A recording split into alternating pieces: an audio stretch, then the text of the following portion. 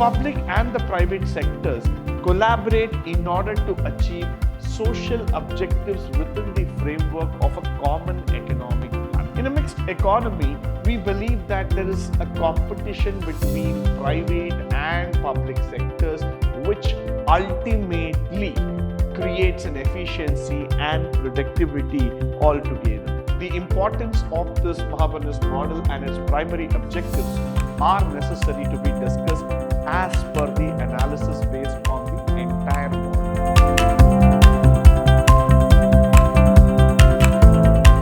Good morning and welcome to the first session, Chapter 1, Unit 2, first semester BCom Pre-Reforms of Indian Economy, where we're going to speak about the types of plan. Now, the Indian economy is a mixed economy, which means it is a collection of capitalistic as well as centrally planned economy.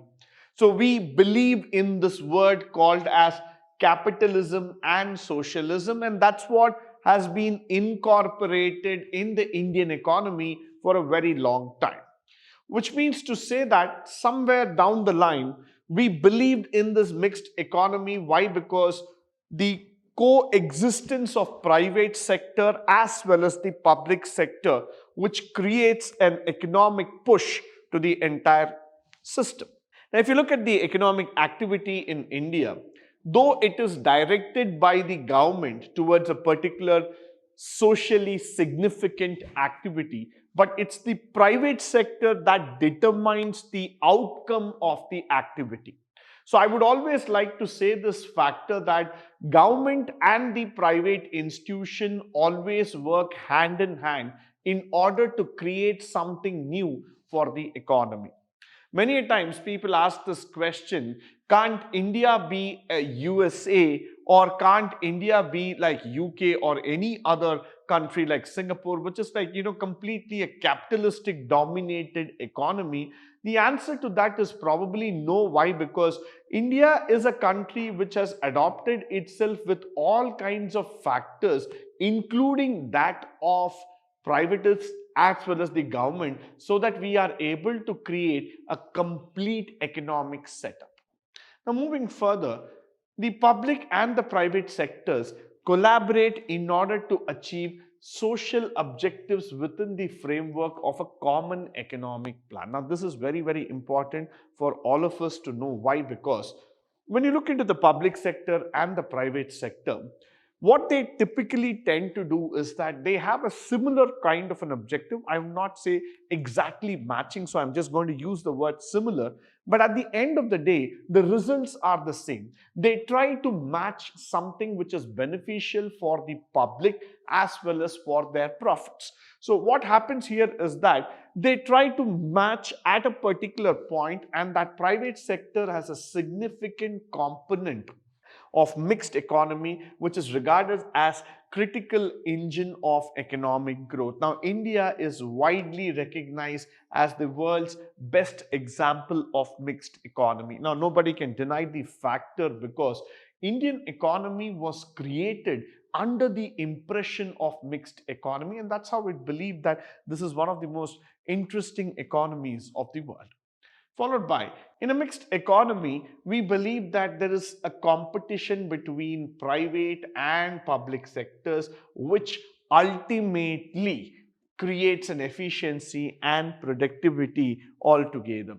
So somewhere down the lane, this is something which would always see the factor that you would be able to see increased productivity and efficiency, because you have been guided by the government and you have been enacted through the private world. So this creates an efficient system that can take forward the entire thing.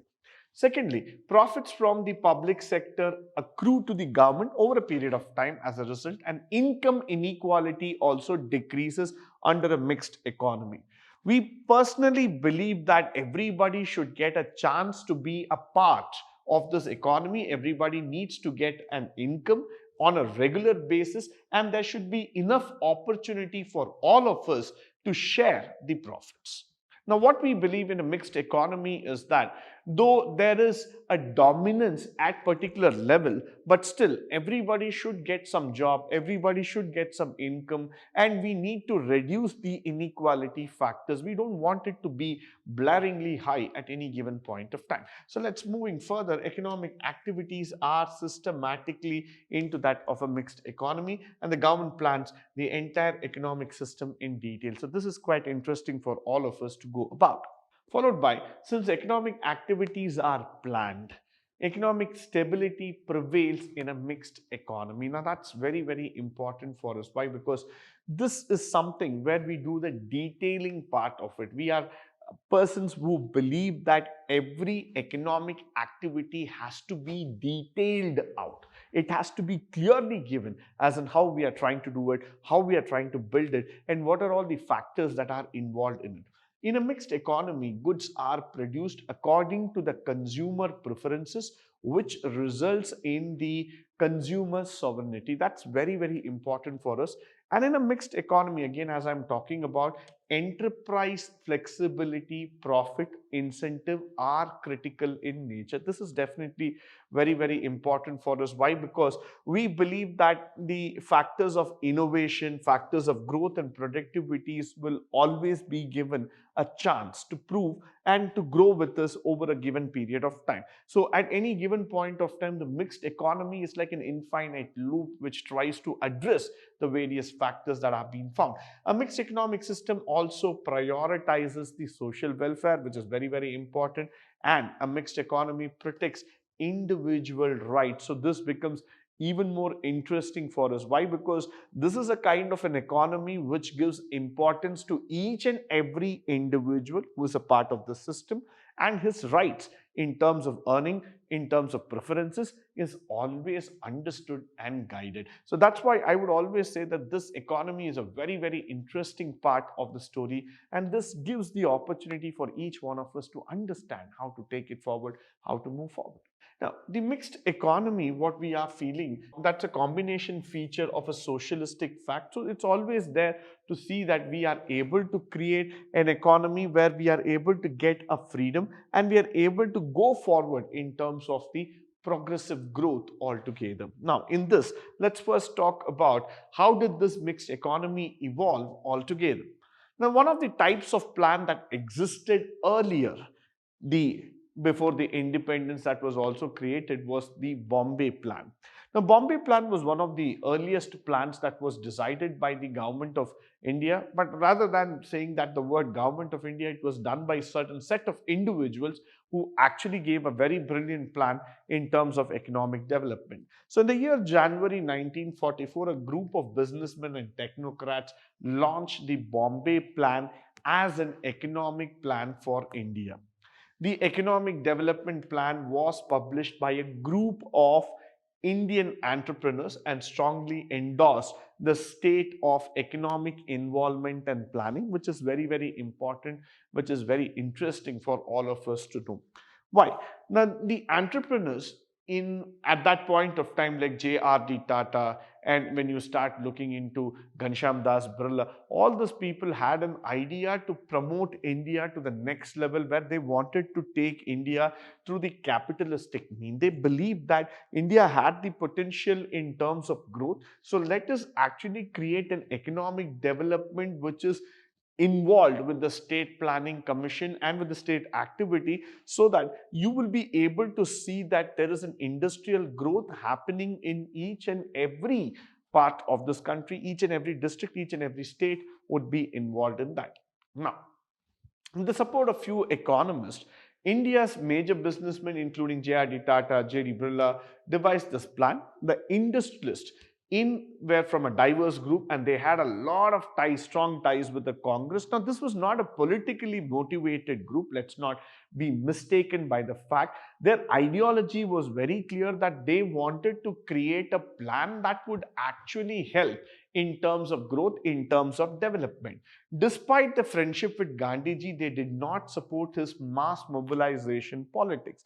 Now, when you talk about the corporate versus that of the political factors. The businessmen did not support Gandhiji's view because they believed that the development happens because you need to be focused on certain industrial aspect and not just by gathering of people. So that's the reason they did not support Gandhiji. And though there was, despite their differences, their opposition to the Nehru's command economy model, which he called it as socialist. So what they were trying to do is that they were united in their opposition factor, and they did not just wanted to have a socialist, but they wanted to have a capitalistic kind of economy where industrialist growth was given more importance. Now, the Bombay Plan also envisioned the government playing a significant role in the economy and in the creation of central planning authority, which is very, very important.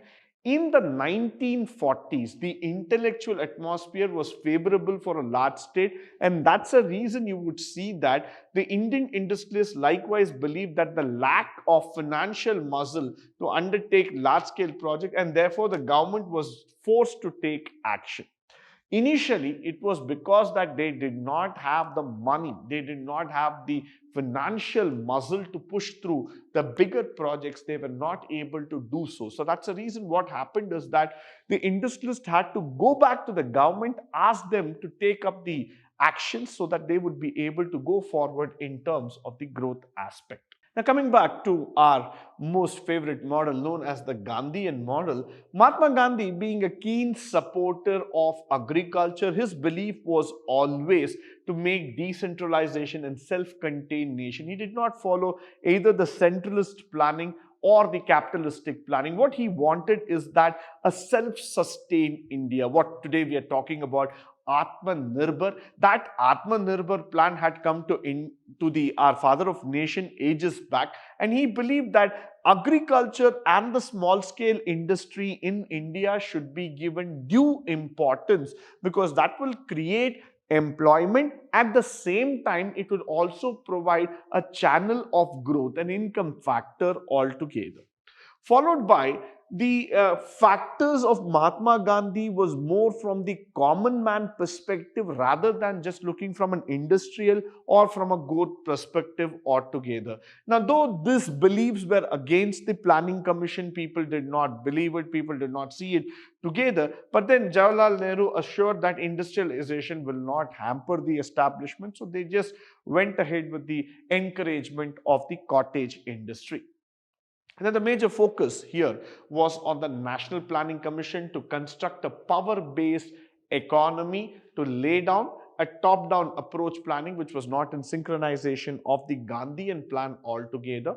The National Planning Commission wished to lay a focus on goals of poverty reduction, and they wanted to create more jobs. They typically wanted to be public favorite. Why? Because one side they wanted to see the growth also going down, and the Gandhian model was laid down keeping in mind the socio-economic development. This word is very, very important for us to learn in economics because you cannot have a development without the society being developed. So in any case, whenever we are speaking about without the society development, the economic development is never possible. Moving forward, the third 5-year plan can be referred to the Gandhian model.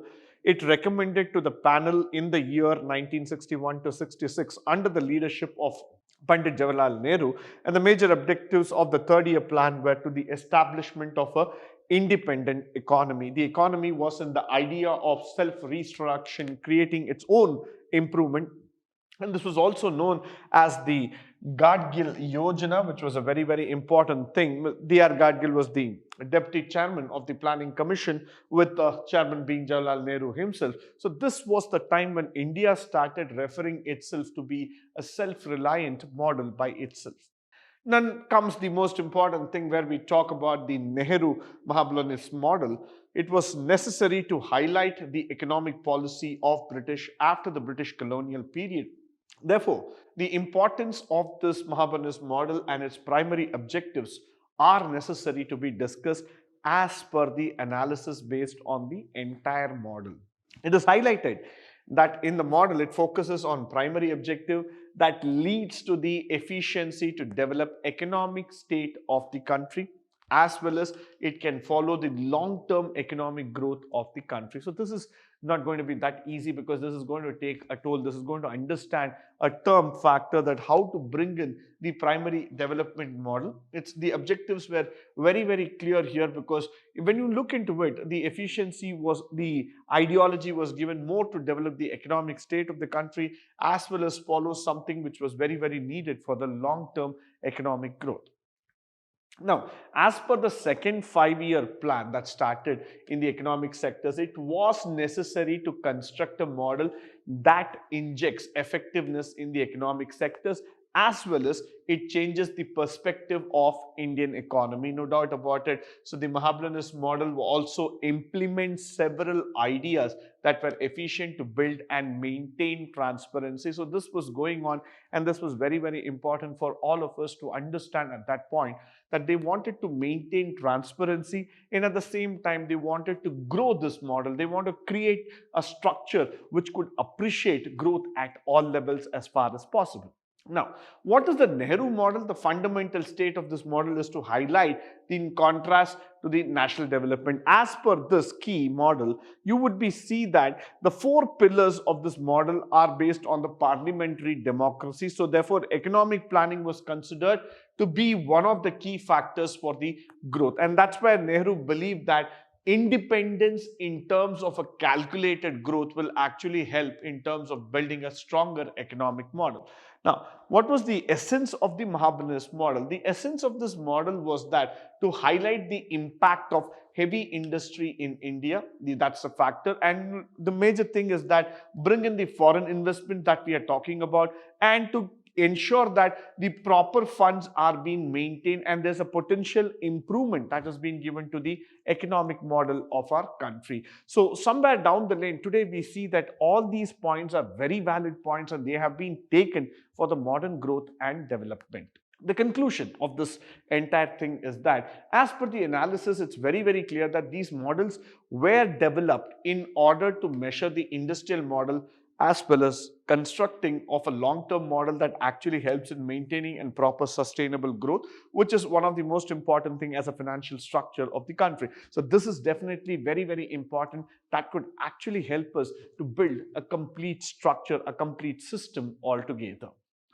Now, the objectives and states of the Economic Planning Commission of India, which is the factor before 1991, the Planning Commission was established, and the major ideology of them was to see that they build in an effective resource planning. Economic planning was taking a central stage, and it was created by an authority known as Planning Commission, which took over all the resources, and they guided India to become a futuristic developed country. Now, the major idea was that until 2014, planning was the responsibility under National Planning Commission, which was set up by on March 15, 1950. And the first 5-year plan was chaired by Nehru and the team all together. The Prime Minister was always considered to be the ex officio chairman of the Planning Commission, and the deputy chairman of the Planning Commission was held to the rank of a cabinet minister, which was nominated by the Prime Minister's team. Now, with that, what was the objective was that their objectives were very clear. They wanted economic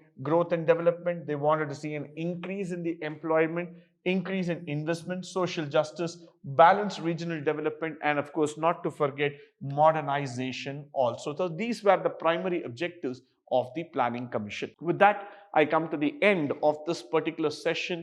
I hope and believe that all the important objectives spoken through this session will be of a great importance to you, both in practical walk of life as well as from a theory standpoint.